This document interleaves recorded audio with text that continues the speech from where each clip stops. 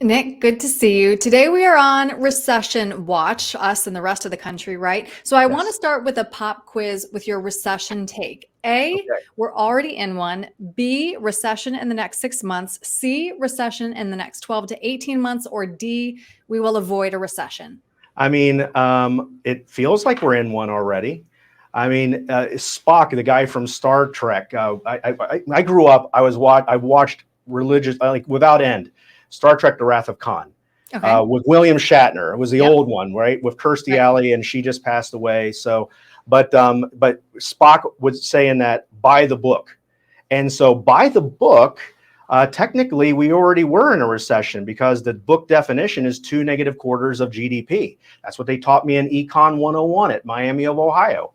That's what it is. Well, we already had it.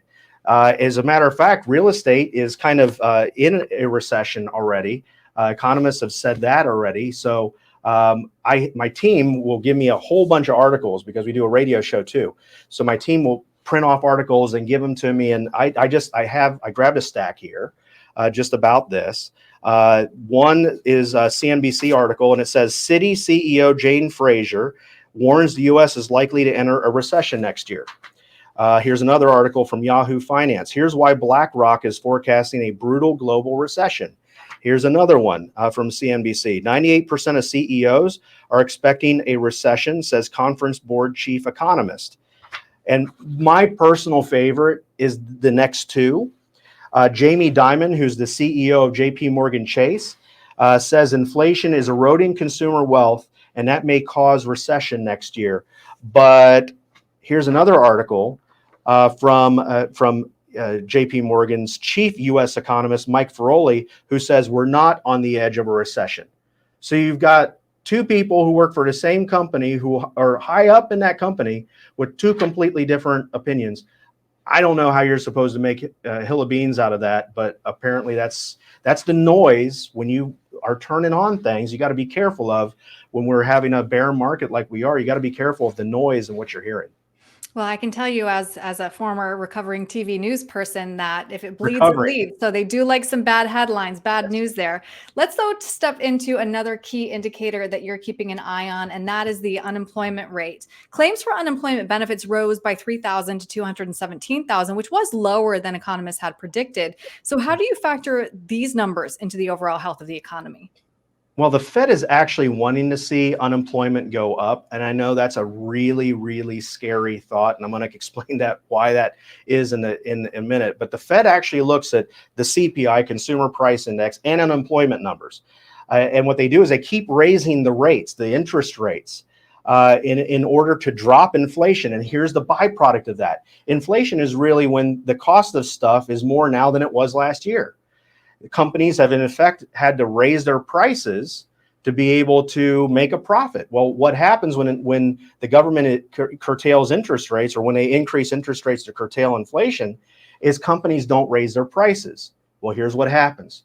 They become less profitable. And when companies become less profitable, what they're going to do is eventually they're going to have to go through layoffs and stuff like that to maintain their profit margins. Just look at Disney.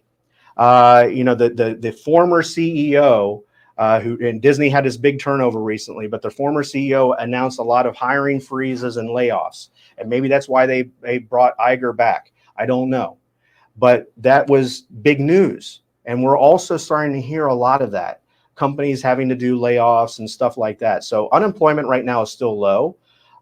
We had a very robust economy. That's why we haven't seen the unemployment numbers increase yet, but we're waning. And we're likely to see unemployment go up into next year from where we are right now. But look at unemployment and real estate as lagging indicators. That means stuff has already happened by the time you get there, because you just don't hear about stuff and then fire somebody. Companies have cash reserves. Once they eat through their cash reserves and it's not profitable anymore, they got to do layoffs. And so it's a lagging indicator, whereas the stock market is a leading indicator. Right.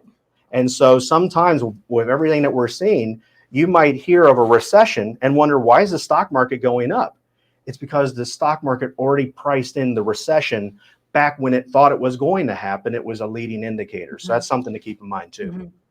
Now, you also mentioned those interest rate hikes by the Fed. Markets do expect the Fed to back off its hawkish stance unless inflation remains stubborn. Let's take a look at the current rate compared to historical rates. We're the yellow there on the far left. So, Nick, Yep. do you have any predictions about future rate hikes?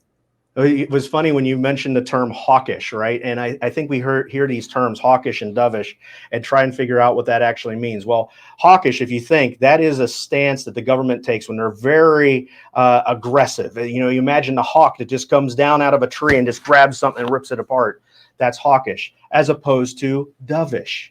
And dovish, you know, the sweet little bird. And so Jerome Powell it came out a little bit more dovish. I think what they're seeing is that some of the hikes that they've done in the interest rates is starting to slow down inflation, but it's not over. So we are likely going to continue to see interest rates increase into 2023, albeit probably at a slower rate. I think the next one will probably be 0.5% as opposed to 0.75. But once they see inflation down, I think the Fed will stop flexing their muscles and cut that out. But that won't, I don't think, happen until after the first quarter of 2023. And until then, it's going to be, you know, market will still probably be more volatile than normal leading up to then. But after the government stops increasing interest rates, we'll start seeing a market that sees more certainty, is more confident, and the institutions will come back in and buy more. And then we'll probably begin our next bull market. Okay. Now, also, I do just kind of want to end on some good news. The Yes. Dow had the best October ever. The S&P the best October since 2015. So like I was saying before, it's great news, right? I think the market is starting to try and form a bottom because very rarely does a bear market last as long as this one has. Very, very rare. I think the studies are an average bear market is 4 to 6 months. This one is well over a year by now. So it normally doesn't happen like this.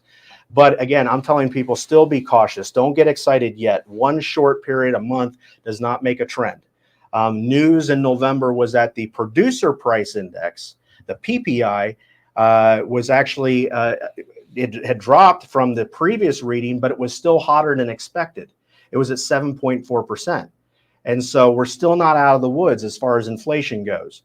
And so that means the government's or the Fed's going to continue to increase interest rates. But the good news is I believe the market is really trying to find its bottom. We're probably closer to the end of this bear market as opposed to the beginning. So like I said a minute ago, we're probably more likely to have volatility leading into Q1 of next year, but it will probably curtail once there's more certainty in what the Fed is actually doing. And something to keep in mind is you don't want to miss the best days because the best days are usually right around the worst days in the market. And so that's when the shakeout happens. If we look at 2009, March of 2009, that was the official bottom. But the market had one more impulse down before it started its next move up. And so studies show that if you miss the best days in the market, your returns can really suffer. And so you don't want to try and time the market. It's time in the market that matters, not trying to time the market. But just be aware that we're probably going to have a little bit more volatility in the near term while the market's forming this bottom. And I think that will eventually happen next year. That's what we're hoping for. That's what we're seeing in the studies and everything, is that this should, hopefully we're at the tail end of what we've been experiencing this year. I hope so too. Does help to talk it through though, Nick. I appreciate it. If somebody has any questions about where we are or whether their portfolio can withstand this volatility, what's the best way to reach you? So you can always give us a call at our number, 844 Group 10. That's a great way to just set up a 15-minute strategy session where we can talk through things and figure out if there's anything that needs to be tweaked or adjusted, or if there's something that needs to be fixed with what you're doing. And again, we have tons of great resources. Group10financial.com has a lot of great resources on it. That's our website where there's link to our YouTube channel. There's links to our Facebook page. There's links to our podcast page, and there's lots of great content out there to help you. And then another thing too is right on that webpage you can actually register to get a toolkit. We've actually put an entire box. It's like a 2-pound box of retirement and financial tools that you can use, and it's called our On the Money Retirement Toolkit. and it's free. We pay the shipping and the handling. So you can actually go to our website and you can register right there and we'll ship you this box and help increase your financial intelligence. As we leave one year and we go into the next, I think increasing your financial intelligence is going to be the game changer. And hopefully that is one box of tools that can really help you get ahead as it applies to increasing your financial intelligence. I like that. That's a good New Year's resolution. Nick, thank you very much for your help. Aaron, awesome being with you.